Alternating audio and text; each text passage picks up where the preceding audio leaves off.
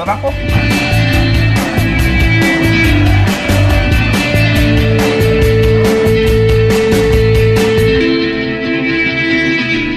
It is the wrap-up, and it's a massive weekend for Liverpool. Manchester United at home, Manchester United at Anfield, in a game where you kind of feel it could be season-defining, this one. If Liverpool win it, they're only 4 points behind Manchester United in the league. Lose it, and it's 10, and I think that's full-on. Everyone's losing their head. What do you think, mate? Yeah, massively. You look at the league table now, and you could say, well, we're only a couple of points off third, and that doesn't look too bad, but as you say, you don't want to be fighting for top four already. You know, that might be what you end up doing, and that you can adjust your expectations as the season goes, but it's still early October, isn't it? You don't want to be out of a title race, and if you're 10 points behind maybe both Manchester clubs, and Man City got a bit of an easy game this season, then I mean, it's hard to see Liverpool pulling that back. So, huge game in terms of the league season, but obviously whenever Man United come to Anfield, it's just massive anyway. It always is, and I think there's loads of other things that are sort of making it even bigger as well. I mean, this weekend is the anniversary of FSG taking over Liverpool. That was 7 years ago, and there'll be a special video out about that, so keep an eye out for that soon. All the tour contributors saying what they think about FSG, because unlike what people say on Twitter, we do talk about them. Also as well, it's 2 years now that Jurgen's been in charge, so loads of little anniversary, loads of reasons that will be in the media and that sort of thing. The King Kenny stand officially being unveiled as well. There'll be a mosaic on the Kop, so everything about it makes it feel big, makes it feel special. It's on the telly as well and all that sort of thing. And I don't know about you, John. I mean, I know that football's changed, and I know that in certain ways it's being sanitised, but I kind of think for this one, you know, Liverpool, Anfield, the fans who go, we should be able to get it right. And you know, there's some things over the years in these big games that have disappointed me. I mean, I don't want to see Man United's badge in any way on the Kop. I don't want to see a half and half scarf on the Kop. I don't want to see people taking pictures of Jose Mourinho.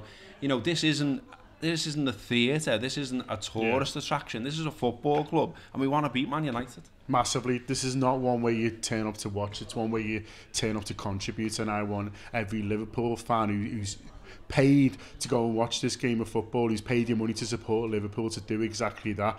And that's not just supporting your own team, it's getting on the backs of the other one. Let's make it an intimidating place to come to. Let's go back to the times where Gary Neville was a bit worried coming over to take a throne because he knew he was getting it, and that was from the lower centenary, you know what I mean, which is hardly, you know, normally the most vitriolic. So let's get at them, let's make them know that they're in the game as well, and that comes from the players as well. We were just talking about, you don't want to see them all high-fiving and how's the kids and all that. Like, it's war for 90 minutes. If you want to go and have a laugh with your mate who's a mank or afterwards, then go for it, but until 2:30 on Saturday, then none of us are mates. Yeah, make it intimidating, you know, scream and shout for everything from the referee, give their fans and their players loads. It's a proper rivalry, this, so let's make it that way. More on this game now from Neil. I'm indoors for this one.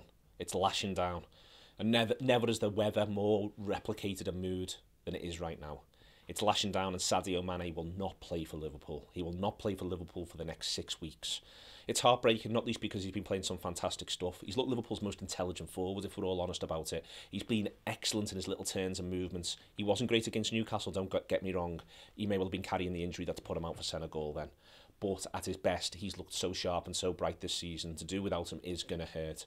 It's going to hurt because it's Manchester United. It's going to hurt because it's a big game at 12:30, where Liverpool need to start to get back on track, get back on top of this season. It starts at 12:30 on Saturday. It starts against Manchester United. Jose Mourinho's Manchester United. We know what they did last season. We don't need to do the same. We can go at them. We can be emotional. We can be passionate. The ground should be a cauldron of noise. However, all that said, what we can do is what they do.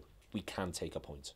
If it's tight with 20 minutes to go, Liverpool don't want to be throwing everything at it. They should have the attitude, you know what, we can shake hands on this and we can move on. We can grow from there.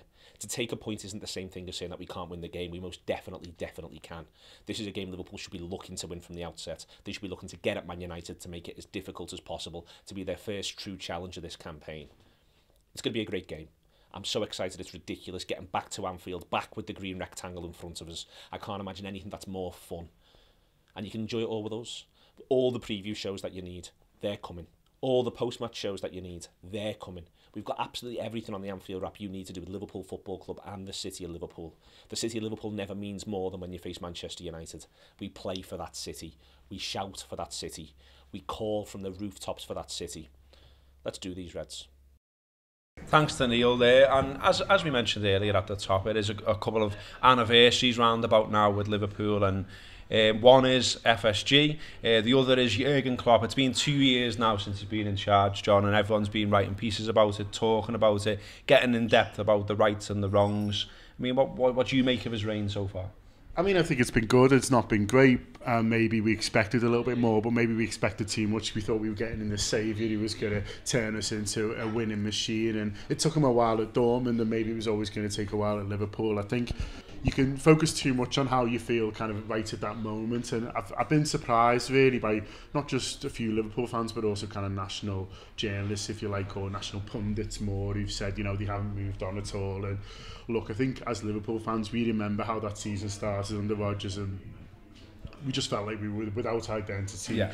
We were drifting. Yeah, and we were just drifting, going nowhere, really. Jurgen came in, and ever since Jurgen came in, it's felt like there's a purpose around the football club. Not every result's been how we've wanted it to be, and not every period has been brilliant. And we've had a bit of an iffy start to the season, but then we've only lost one game in the league, and that was at Man City, who were the best team in the country, I think, and also there was the sending off and things like that which come into play. And so you can do your own head in too much, I think, and I think we are, you know, you can jump from kind of negatives when we've just started disappointing results, and we've had a lot of time to think about that Newcastle game and how it didn't go to plan and how we wanted it to. But I think you've got to look at the bigger picture, and overall under Jurgen, I think it's been generally positive and moving in the right direction.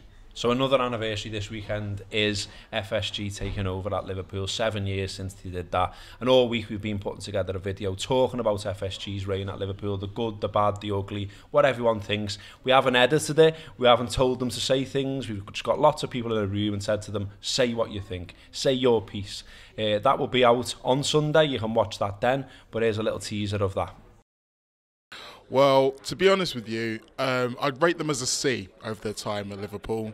And as much as they've done good things, but I was hoping that they would do better. I think everyone on the internet certainly seems to have a sort of extreme opinion on them, in that they either think that they saved Liverpool Football Club and should be given a kind of a free pass to do whatever they like with it because they're these kind of moral custodians that came in and fixed everything, or they absolutely hate them and they moan about them not spending enough money and just generally hate them and want them gone. And I'm definitely somewhere in the middle between that. I think that we are 7 years into their tenure, and you can look back as far away as 5 years ago, and a lot of the same questions were being asked.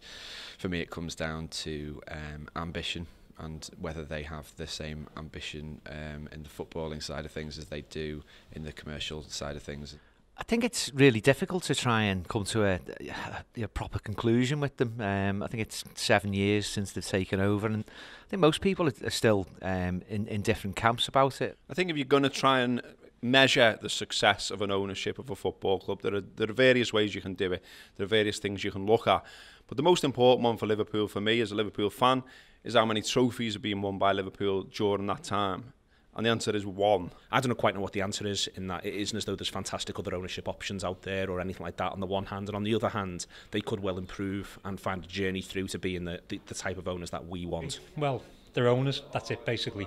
They're better than some, they're worse than others. They've made some mistakes and they've done some good stuff.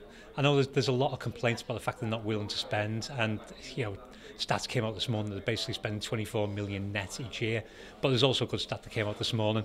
The Spurs have made 20 million profits in the last 5 years. So are Spurs worse than us, sitting a second in the league last season? Our football club has been born, or not born, but has grown into a fashion of winning and succeeding and competing at the very, very top of the football pyramid for silverware. And under their stewardship, silver shiny things have been in short supply. Okay, so that's the video to look out for this weekend. Other stuff that's been going on with the Anfield wrap, we've been busy as ever. Lots of stuff to read on the website. A good one from Paul Cope about Manchester United and why we hate them and why that is. There's a link in below that you can have a read of that piece, please do go and do that. And in general, have a read of the stuff on the website. It's really good. And Mike Nevin's been shouting at me recently saying we don't plug it enough on videos. So here you go, Mike. You're getting your way. We've also been put a new t-shirt on sale to celebrate basically Mo Salah and boss, mate. Yeah, he's really hit the ground running at Liverpool, but absolutely fantastic. He's had a great week, hasn't he? All that footage from the Egypt stuff. Superb, wasn't it? Superb, and I bet he's actually buzzing to come back. And you talk about the Mane thing, and that is a blow. But Salah, I bet he can't wait to play football again. Well, it's easy a Man United game after this. He had his whole country going. You've got to score that, or we're not qualifying for a World Cup. So scoring on an hat-trick against United will be easy, won't it? Yeah, exactly. So that's available to pre-order. We're getting them delivered next Tuesday or Wednesday. So we'll be sending them out straight away. So you can pre-order that now through our website. Just click on shop and then find that as well. It's one of Sam's better ones, I must say. So yeah, no, it is a really, really cool design. Yeah, and as ever, loads of stuff going on with the Anfield app. There'll be, as Neil mentioned earlier, shows before, shows after, loads of stuff on the social as well, live videos, just giving you the sense of what it's like to be in the ground and around the ground if you can't get there. So follow us on all those platforms, Twitter, Facebook, Instagram, YouTube. We're everywhere. Snapchat as well. And if you're wondering, by the way, we are in the delightful Lion Tavern in Liverpool. One of the best pubs, one of our favourite pubs in Liverpool. Very kindly letting us film today. It's an excellent pint. If you're into your real ales, which I am, there's always loads of boss ones in here. And it's a semi-secret sort of pre-match bevy for a lot of Reds, isn't it? Yeah. It's where Neil Atkinson will arrange to meet you and then turn up half an hour later than when he has. This is one of his favourite places to do that. He's got more than one, but this is one of his favourite ones to do that in. I enjoy that needle from Gibbons. And I hope there's loads of Liverpool needle towards Manchester United this weekend. That has been the wrap-up.